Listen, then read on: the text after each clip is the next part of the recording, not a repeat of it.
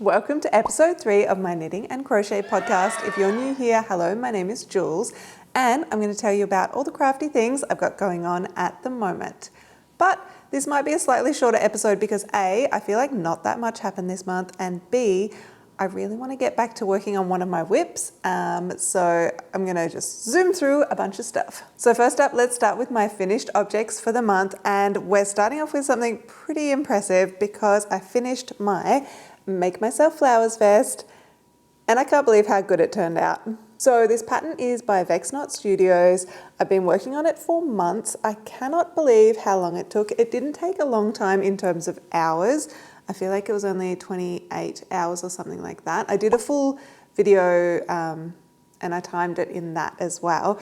But yeah, it didn't take long in terms of hours, but it took a long time in terms of, I think maybe I was working on it for 3 months, and I don't really know why it took so long to get through it, but I think it worked out really well and I did have a fun time making it. So all in all, it was definitely a big win. So this pattern's by Vex Knot Studios. It was my first time doing intarsia, so it was really fun to learn a new technique, and I did really enjoy the technique. I think I talked about it a bit in my last video, and Sharks told me about a video by Izzy Knits about how to do intarsia by pulling from the tangle, and it changed everything. And so big thank you to Sharks for letting me know that important bit of information, because it really made the process a lot more simple than using the bobbins, which were starting to irritate me a little bit. So for the yarn for this one, I used a strand of Morris & Sons Estate 8-ply held together with the Rowan Kid Silk Haze to make up the 10-ply.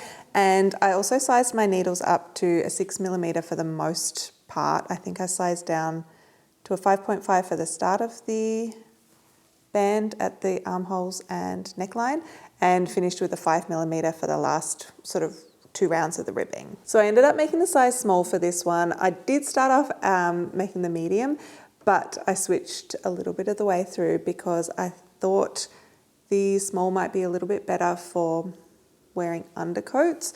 To be fair, I probably could have done the medium as well. I don't feel like that would have been a bad choice, but I'm pretty happy with the size, how it turned out.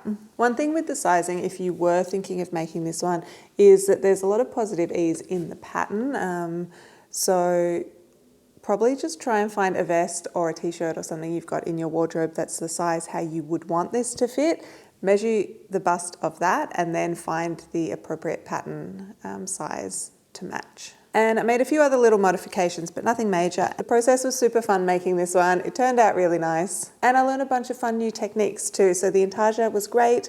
The duplicate stitching on the inside of the flowers was really cute. All in all, I would put this one as a 10 out of 10 project. And my other finished object for the week is Sean's little scarf, which genuinely turned out so fun. I can't believe how cute he looks in it. I absolutely love it. So this one, I just wanted to make him a little scarf of his own, but I wanted to do it as kind of like a training exercise because I feel like my switching between knit and purl stitches, especially for ribbing and things like that, is a little bit slower than I would like. So I thought if I chose a project where I could practice doing that switching motion all through the project, I should get better at it. So I ended up doing an Irish moss stitch for the pattern, which has 2 rows of knit, purl, every stitch. And then the following 2 rows, you purl, knit, blah, blah, blah. So it's a great pattern to use if you're wanting to practice those techniques,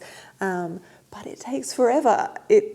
So this was a little tiny mini scarf, just a funny kind of project, but it ended up taking a really long time. So on one hand, it was good that I was practicing my techniques, but on the other hand, I guess it's good that Sean gets such a nice present with a lot of thought and care put into it. But I do feel that by the end of the scarf, my switching between knit and purl got a lot quicker and a lot more smooth. So I feel like it was a really helpful project to work on. The other thing is I added some tassels, which are always fun and cute, and it's also just another good way of adding some length to a project without having to do too much work. So overall, I think it's very good, and Sean is always going to look cute in it. And if I'm ever out and about and get stuck with a cold neck, I can always steal it for myself for a little tiny little scarf. Alrighty, so now we're moving on to whips, and I've only got one tiny thing to show you because I just started this one today. It's for a new project and I'm super excited about it. So I was talking last time about wanting to make the Sophie shawl, and I started doing it. So when I was talking about it, I said I wanted to make it in a red, but then I thought stripes would be really fun. So I'm doing a striped version, and I think it's working out good. But honestly, if you think this looks weird, please let me know, because I struggled choosing what colours to do. So I ended up going with a burgundy and cream because I thought it would look fun. But I think the thing with stripes in knitting, I always feel like it can border on looking like a sports team's scarf, if that makes sense. So yeah, if this is looking sporty or if the colours are a bit weird, let me know. Also, I feel like stripes in something so skinny is just making it look a bit like a weird worm or snake, which is also quite fun. So yeah, I don't know. I think it's going to go well, but we will see. Because I also had some other colours I could have chosen to do. I had the purple from the hood, which I made, which I thought could go nicely with that. Or I've got the red that I was originally going to use, which I could also use with the burgundy. It might make a little bit more tonally close stripes, which could be good. So I don't know. I'm going to keep going and see how it works, but this is going to be my fun project for the week because it's going to be really rainy. And I thought a nice simple project would be good to work on, feel all cozy, but I also thought the stripes would add like a fun sort of element where it's a little bit more interesting than just doing something one plain colour. Also, I think because I've made the Sophie scarf and the hood, it's nice to add the shawl into the mix. So I've got all three. And then I thought maybe I could even do a little video sort of comparing and contrasting them all and talking a little bit about my thoughts about the patterns. But this shawl's the only thing I've sort of got on the go at the moment. And like I said, I'm very excited to get back into it. So I'll be working on that for the rest of the week. And I've got one thing in my future plans list that I am pretty excited about, and that is these sort of crochet things that I'm working on. So I've got an idea for a project, for a new pattern. I thought I could draft a pattern for something fun, maybe for around Halloween time. But yeah, I'm just sort of starting off trying to figure out how exactly I might want to structure my pattern, and yeah, trying to come up with what different stitches I might want to use in it. So I'm just sort of using some yarn that I have in my stash, but I liked this idea of using yarns that are tonally really similar to make a project where every round it's a different colour, but it's not like too obviously different. And then I had an idea for a motif for the front of the project, which hopefully will be good.